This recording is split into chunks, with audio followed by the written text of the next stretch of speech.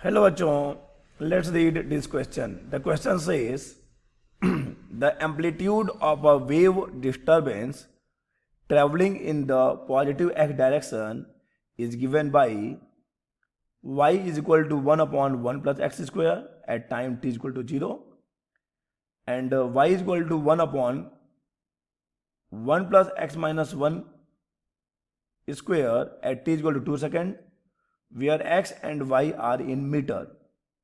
The shape of the wave disturbance does not change during the propagation. The velocity of the wave is, हमको answer बताना है metre per second में. Metre per second में answer बताना है बच्चे हमको. तो आइए सबसे पहले हम बात कर लेते हैं की कंसेप्ट की. की कंसेप्ट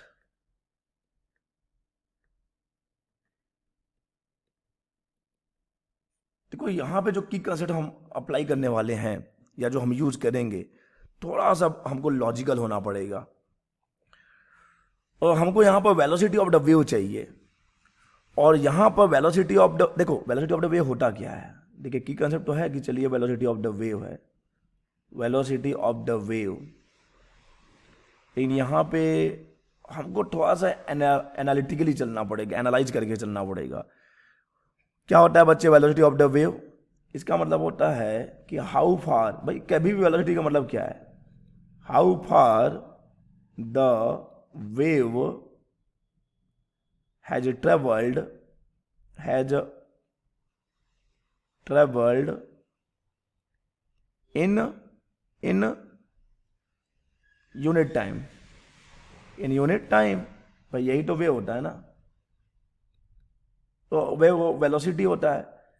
तो अगर हम ये पता कर लें कि हमारा वेव एक सेकंड में कितना आगे जा रहा है, यानी हमको मिल जाएगा उसका वेलोसिटी मिल जाएगा.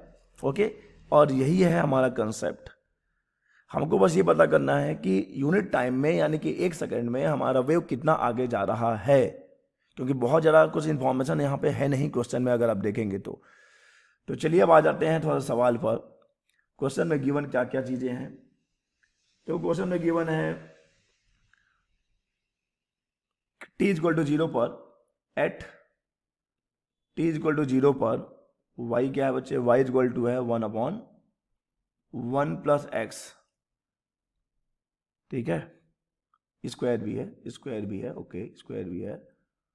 और at t is equal to 2 second पर, 2 सेकेंड पर y कितना बच्चे, y इज इक्वल टू हो जाएगा 1 अपॉन, क्वेश्चन में गिवन है ये, 1 अपॉन 1 प्लस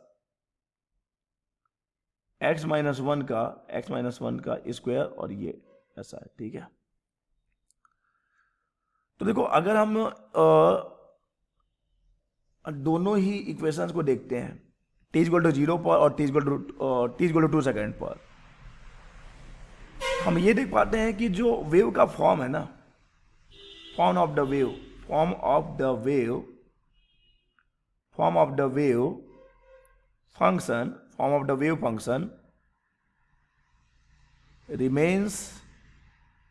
remains same. लेकिन जो फंक्शन के अंदर जो आर्गुमेंट है वो चेंज हो गया है. ठीक है, but the argument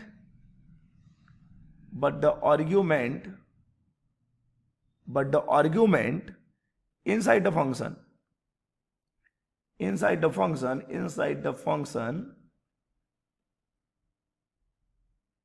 okay changes. ठीक है, वेव का फॉर्म तो सेम है, लेकिन जो आर्गुमेंट वो चेंज हो रहा है. जो ये इंडिकेट करता है, this indicates that the wave has traveled, indicates that the wave has traveled a distance. traveled traveled a distance. और हमको यही तो पता करना है कि यूनिट टाइम में वेव ने कितना डिस्टेंस ट्रेवल किया है. ओके, यूनिट टाइम में वेव ने कितना डिस्टेंस ट्रेवल किया है।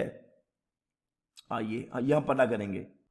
तो हमने ये कंक्लूजन तो निकाल लिया कि वेव ने डिस्टेंस ट्रेवल किया है।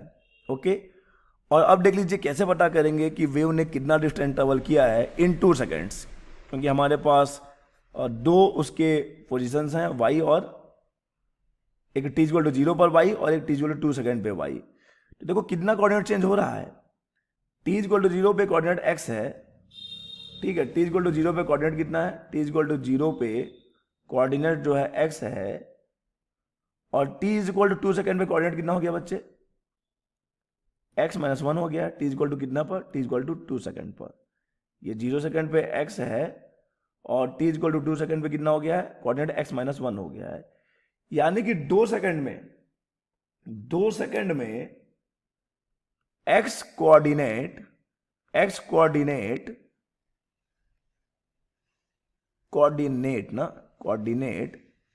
चेंजेस बाय कितना, चेंजेस बाय 1। 2 सेकेंड में x कोऑर्डिनेट चेंज हुआ है बाय 1, यानी कि वी कैन से कि जो हमारा वेव है वो 2 सेकेंड में कितना आगे बढ़ गया होगा बच्चे, 2 सेकेंड में 1 यूनिट आगे बढ़ गया होगा। यानी कि हमारा वेव 2 सेकेंड में, अगर हम मीटर में ले रहे हैं तो हमारा जो है वेव 1 मीटर डिस्टेंस ट्रेवल कर रहा है 2 सेकेंड में। In 2 second wave is travelling कितना distance, in 2 second wave is travelling 1 metre. तो 1 सेकेंड में कितना डिस्टेंस ट्रेवल करेगा, 1/2 मीटर, यानी कि हाफ मीटर। और वेव 1 सेकेंड में जितना डिस्टेंस ट्रेवल कर रहा है, याद करिए की कंसेप्ट को, वही तो हमारा वेव का स्पीड हो जाएगा। सो वेव स्पीड कितना आ गया, 0.5 मीटर पर सेकेंड। ये मीटर में है, ओके, 0.5 मीटर पर सेकेंड है, लेकिन ये पर सेकेंड है, याद रखिएगा। तो वेव की स्पीड हो गई 0.5 metre per second, wave speed is 0.5 metre per second. तो यहां से कंक्लूजन क्या मिल गया, the wave velocity is 0.5 metre per second. ये हमारा आंसर हो जाएगा।